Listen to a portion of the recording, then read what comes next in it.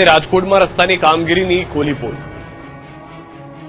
રાજકોટના નજીવા વરસાદે રસ્તાઓની પોલ ખોલી। માત્ર 15 ઇંચ વરસાદ બાદ રૈયા ચોકડીથી રૈયા સ્માર્ટ સિટી તરફ જતો માર્ગ બિસ્માર બન્યો। રૈયા ગામને 2 ચૂંટણી પહેલા મહાનગરપાલિકામાં ભેળવવામાં આવ્યું હતું, છતાં આજ દિન સુધી વિસ્તારમાં રોડ રસ્તાની પૂરતી સુવિધા મળી નહીં। સ્થાનિકોએ પ્રાથમિક સુવિધાના અભાવ અંગે નારાજગી વ્યક્ત કરી। બાકી તમે આગળ જો સ્માર્ટ સિટીમાં બહુ મસ્ત સરસ મજાના રસ્તા છે, અહીં તમે જાઓ રૈયામાં ત્યાં બધા સરસ રસ્તા છે। આ એક રસ્તા સાથે જ છેલ્લા 10 વર્ષથી આ ન્યાય થાય છે। સ્થાનિકોએ આક્ષેપ કર્યો કે કોર્પોરેટરો રહેતા વિસ્તારમાં નિયમિત સફાઈ અને સારા રસ્તાઓ જોવા મળ્યા, જ્યારે સામાન્ય લોકોના વિસ્તારોમાં રોડ રસ્તાની હાલત બિસ્માર બની। વર્ષ દરમિયાન રોડ પાછળ કરોડો રૂપિયાનો ખર્ચ કરવામાં આવ્યો હોવા છતાં નજીવા વરસાદમાં રસ્તાઓ તૂટી પડ્યા। કોર્પોરેટર જોતા જ હશે, એ કઈ આંધ્રા તો છે નહીં, કોર્પોરેટર આવતા જ હોય વિઝિટમાં જોતા જ હશે, પણ કેમ નથી કરતા, શું નથી કરતા, એ તો એ લોકોને ખબર હોય, કેમ કઈ આમાં એક્શન લેતા નથી। હવે સ્થાનિકો કંટાળ્યા છે અને બિસ્માર રસ્તાઓનું વહેલી તકે સમારકામ કરવા માંગ કરી છે। છોટાઉદેપુરમાં પણ મણકા તોડ રસ્તાથી લોકો પરેશાન। કેટલાક વિસ્તારમાં તો બસ કે 108 પણ નથી જઈ શકતી। છોટાઉદેપુર જિલ્લાના ક્વાંટ તાલુકામાં નવલાજા રેણદા માર્ગની બિસ્માર હાલત વાહન ચાલકો માટે માથાનો દુખાવો બની। છોટાઉદેપુર જિલ્લાના ક્વાંટ તાલુકામાં આવેલો નવલાજા રેણદા માર્ગ છેલ્લા 5 વર્ષથી બિસ્માર હોવાનો દાવો છે। ગુજરાત અને મધ્યપ્રદેશને જોડતા અંદાજે 15 કિલોમીટર લાંબા માર્ગ પર અસંખ્ય ખાડા પડ્યા। ચોમાસામાં વરસાદી પાણી ભરાતા ખાડા દેખાતા બંધ થયા અને અકસ્માતનો ભય વધ્યો। આ માર્ગ પરથી દરરોજ ખાનગી વાહનો અને ટ્રક પસાર થાય છે। બિસ્માર રસ્તાને કારણે એસટી બસ સેવા પણ અસરગ્રસ્ત બની રહી છે। ગોજારિયા મોડેલ શાળાના વિદ્યાર્થીઓને નવલાજા ગામે ઉતારી દેવામાં આવતા હોવાનો દાવો છે, જે બાદ વિદ્યાર્થીઓને રેણદા સુધી અંદાજે 7 કિલોમીટર પગપાળા જવું પડે છે। એટલું જ નહીં, 108 એમ્બ્યુલન્સને પણ દર્દીઓને ક્વાંટ પહોંચાડવામાં કલાકો લાગી જાય છે। છોકરા ભણવા જાય કાં તો દવાખાને કોઈ જાય, અવર જવર થાય તો બહુ હેરાન થાય છે। બસો નહીં જતી, 108 આવે તો 108 ઉભી રહી જાય છે, મોટા મોટા સાધનો ફસાઈ જાય છે, કોઈ ગાડી પલટી જાય છે, કેટલી નુકસાન થાય। સ્થાનિકો અને વાહન ચાલકોએ લાંબા સમયથી માર્ગના સમારકામ અને નવીનીકરણની માંગ કરી છે। માંગ નહીં સંતોષાય તો આંદોલનની ચીમકી પણ ઉચ્ચારી છે। જીપીએસસીના પ્રમુખ હસમુખ પટેલ પર કોંગ્રેસના નેતાનો ઓબીસી સાથે અન્યાયનો આરોપ, તો હસમુખ પટેલના સમર્થનમાં આવ્યા પાટીદાર નેતા। જીપીએસસીના પ્રમુખ હસમુખ પટેલે મુદ્દે ફરી એક વખત વિવાદ સર્જાયો। હવે કોંગ્રેસ નેતા ઠાકરસિંહ રબારીએ ઓબીસી ઉમેદવારો સાથે ભેદભાવના આક્ષેપ લગાવ્યા છે। ઠાકરસિંહ રબારીએ દાવો કર્યો કે મૌખિક પરીક્ષામાં ઓબીસી ઉમેદવારોને ઓછા ગુણ અપાય છે। સાથે જ હસમુખ પટેલને પદ પરથી હટાવવાની માંગ કરી। એટલું જ નહીં, માંગ નહીં સ્વીકારે તો આંદોલનની ચીમકી પણ ઉચ્ચારી। જીપીએસસી બોર્ડમાં જયારે ઓબીસી નો દીકરો મૌખિક આપવા જાય છે તો એને માર્કસમાં હાવ તળિયે મૂકી દે છે, અને એમનો જયારે દીકરો હોય તો એને 90 મૂકી દે છે।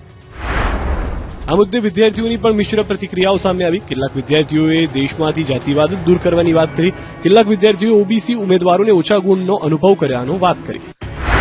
આપણે ઇન્ટરવ્યુની જયારે વાત કરીએ ત્યારે ઇન્ટરવ્યુમાં જે ઓબીસી ઉમેદવાર છે એમને બહુ ઓછા માર્ક્સ આપેલા છે, એ મેં જોયેલું છે, એનાલિસિસ કરેલું છે, અને જે બીજા જે કાસ્ટના છે એ લોકોને વધારે મળેલું છે। કોઈ સિનિયર ઓથોરિટી પર્સનને કાઢશો તો કઈ બદલાઈને જ જવાનું, બદલાશે તો એની માટે આખી સિસ્ટમને બદલવું પડશે।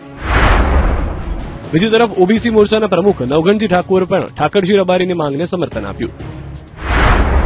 એમ ચોક્કસ સમાજના વિદ્યાર્થીઓને ફાયદો કરવા માટે ઓબીસી, એસટી, એસસી ત્રણે સમાજના બાળકોને મૌખિક ઇન્ટરવ્યુમાં ઉડાડી દીધું।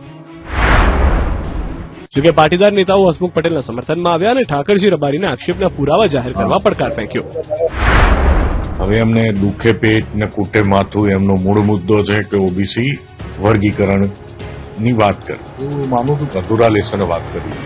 એમાં જો સૌથી વધારે વિદ્યાર્થીઓમાં કોઈને અન્યાય થતો હોય તે બિન અનામત વર્ગના વિદ્યાર્થીઓને થાય છે। નિષ્ઠાવાન જે અધિકારી છે એને પણ માત્ર જ્ઞાતિના નામે ટાર્ગેટ કરી અને એનો વિરોધ નોંધાવો એ પણ સારી બાબત નથી।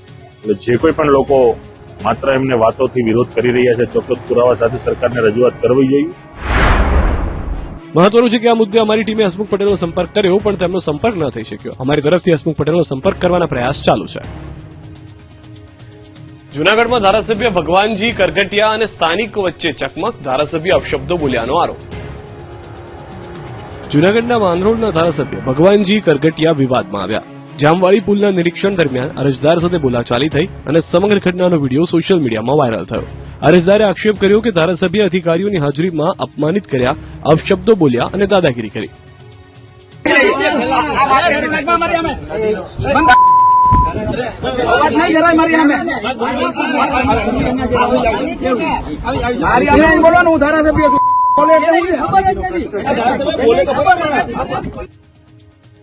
બીજી તરફ ધારાસભ્ય ભગવાનજી કરકટિયાએ તમામ આક્ષેપોને ફગાવ્યા.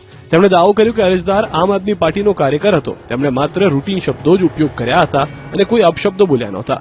તેમણે જણાવ્યું કે ગેરકાયદે પુલનું કામ બંધ કરવા 3 નોટિસ આપવામાં આવી હતી, છતાં કામ બંધ નહોતું કર્યું. અરજદારનો આરોપ કે સરપંચ અને ધારાસભ્ય પુલ તોડવા માંગતા હતા. પુલ પોતાની માલિકીનો છે, જે તેમને તોડવા નથી દેવો. રાજ્યમાં ચાંદીપુરાએ ફરી ચિંતા વધારી, તંત્ર એલર્ટ. રાજ્યમાં ચાંદીપુરાએ ફરી ચિંતા વધારી છે. બીજી તરફ આરોગ્ય તંત્ર એલર્ટ મોડમાં આવી ગયું છે. ભાવનગરની સરટી હોસ્પિટલમાં ચાંદીપુરા વાયરસના 2 શંકાસ્પદ કેસ નોંધાયા. કુંભારવાડાની 40 દિવસની બાળકી અને બોટાદની 8 મહિનાની બાળકીને સારવાર માટે દાખલ કરવામાં આવી. બંને બાળકોના સેમ્પલ તપાસ માટે ગાંધીનગર મોકલાયા. રિપોર્ટ આવ્યા બાદ જ ચાંદીપુરા વાયરસની સત્તાવાર પુષ્ટિ કરવામાં આવશે. હાલ બંને બાળકોને ખાસ દેખરેખ હેઠળ સારવાર આપવામાં આવી. બીજી તરફ સાબરકાંઠાના હિંમતનગર GMERS સિવિલ હોસ્પિટલમાં કુલ 23 બાળકો સારવાર માટે દાખલ થયા. સારવાર દરમિયાન 15 બાળકોના